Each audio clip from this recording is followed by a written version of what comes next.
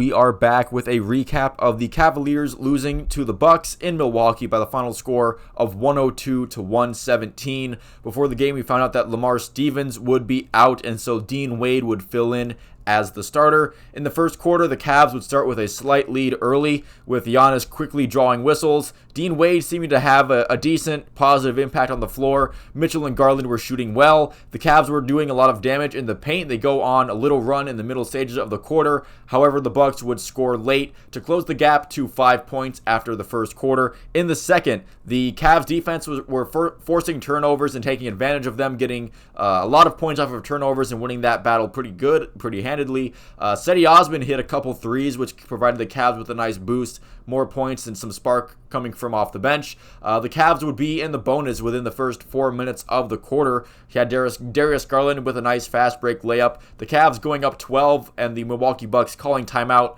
really with their backs against the ropes here. The Bucks weren't not shooting well in this game at all to start out. The Cavs defense and Donovan Mitchell coming out of that timeout seemingly, they seemed to be fine. That timeout did not burn their momentum up at all, but the Bucks would grab back momentum before the half would end. But the Cavs were forcing turnovers, which seemed crucial at that moment because, again, the Bucks were starting to clamp down a little bit defensively, get some offense going. But late in the second quarter, the Cavs defense was still forcing turnovers.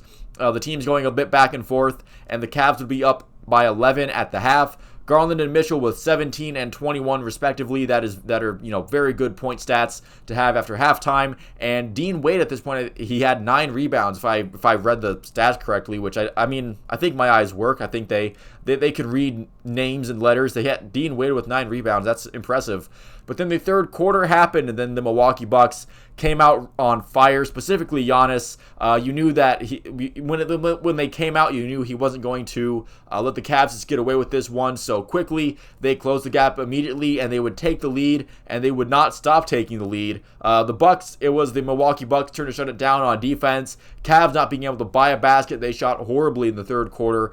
Credit to the Milwaukee Bucks defense for coming out, making some adjustments, and putting the clamps on, but it was clear that without Jarrett Allen, who was going down with an injury, and he would not be able to play for a lot of the second half, then the Cavs offense was pretty much stymied. They weren't really sure what to do, and the Bucks defense did end up improving as well. They never really grabbed momentum in the third quarter. The Cavs didn't, and they ended up being outscored 10-35 in the third, and they were up 11 coming into halftime, and by the end of the third quarter, they would be down 14.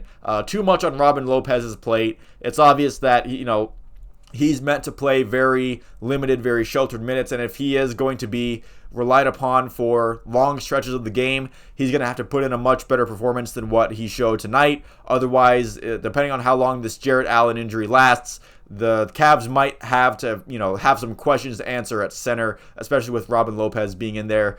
He showed that he could not be able to provide big minutes and be productive or even half decent for all of those minutes. In the fourth quarter, that's when we learned that Jarrett Allen would be done with the game after suffering a hip injury.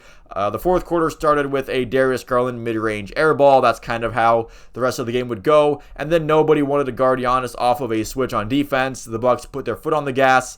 Garland did get an and one. The Cavs finally seemed to have some kind of offensive composure. They started to, set some stuff up and get some execution going. But at that point, composure doesn't win basketball games. The Bucks would maintain a 15-point lead that actually would increase before both teams eventually just play their bench, and the lead actually decreases back to 15 by the end of the game. Giannis Antetokounmpo having a tremendous outing like he's going to do, as he's one of the best, if not the best player in the NBA at this point right now.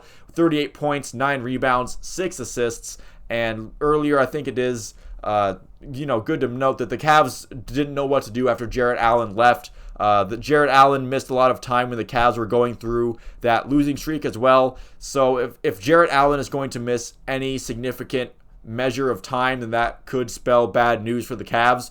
Or this might just be, a game against a really good opponent in the Milwaukee Bucks. They're probably the favorite to come out of the East. They're leading the Eastern Division right now. Not shocking, the Eastern Conference, I should say.